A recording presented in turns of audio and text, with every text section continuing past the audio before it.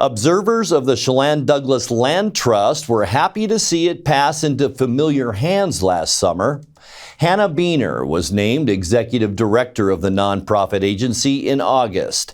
She holds a long track record as an employee of the Land Trust, who's also worked in other stewardship organizations along the way.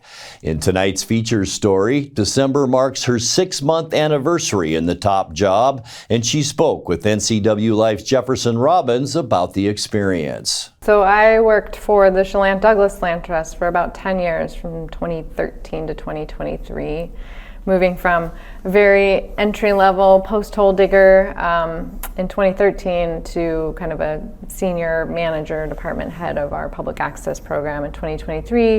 And then I stepped away to work for another local nonprofit, TREAD, to do some research that actually benefited the Land Trust about sustainable funding and management of outdoor rec resources in the region. And prior to the Land Trust, I had been with the Forest Service doing wildland firefighting.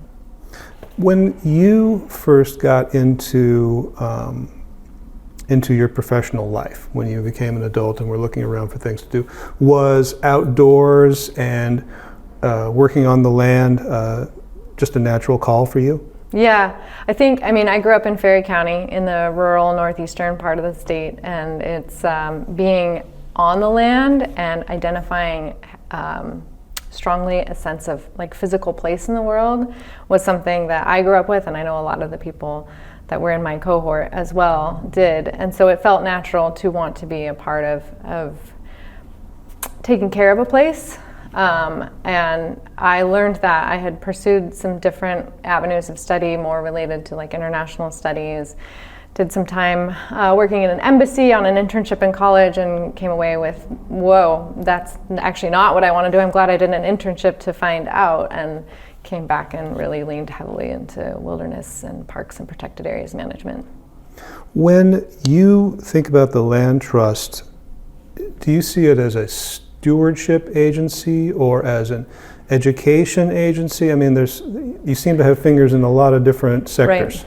Yeah, I primarily see the Land Trust as being a land manager. So we are in the same vein as a Parks Department or the Department of Fish and Wildlife or state parks, in the sense that we actually hold land and manage it in perpetuity. So much more in the vein of stewardship. That being said, because we are a nonprofit, we can remain nimble and very responsive and sensitive to the needs of the community. And so that brings in a lot more texture to how we do business. And one part of that is really inviting the public to join us in helping care for these lands, because that's what really makes our work sustainable for the long term. Is if people are engaged in caring for the land, then they will continue to care for that for future generations. So it's a mix, but we certainly, our identity is very much wrapped up in stewarding the lands that are in our portfolio. Well, the Land Trust turned 40 this year, 40 years old. Are there ways that you want to see it kind of adapt and grow for the next 40 years while you're director?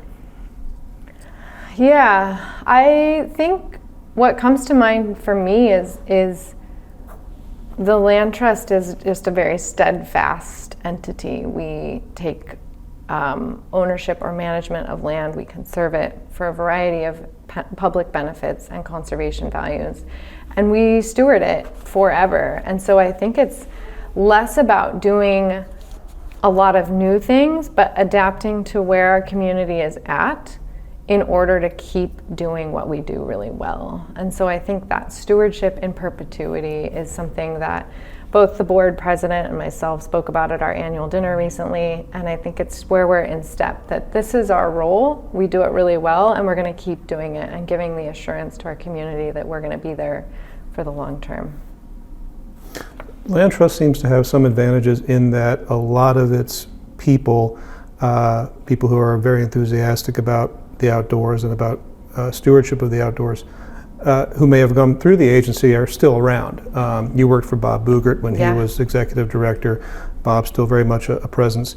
Do you see yourself turning to those voices of people who've been through the agency but are now on the outside? Do you see yourself looking to people like them for advice? Absolutely. I'm so fortunate to be able to count Bob as a good friend and a mentor, and also Kurt Soper, who was another ED that I worked for. And then I've gotten to know Gordon Congdon, who was actually the first ED of the Land Trust. And to be able to spend some time, I interviewed all of them when I came on for our 40th anniversary, and to learn from them how the community perception of the Land Trust has changed over the years, from people not really understanding what it did, to people being unsure if it was the right entity to be doing the work that it was doing, to being widely known and accepted as a critical piece in the fabric of our community. So I really stand on the shoulders of a lot of good work that's been done, and anytime I can recognize that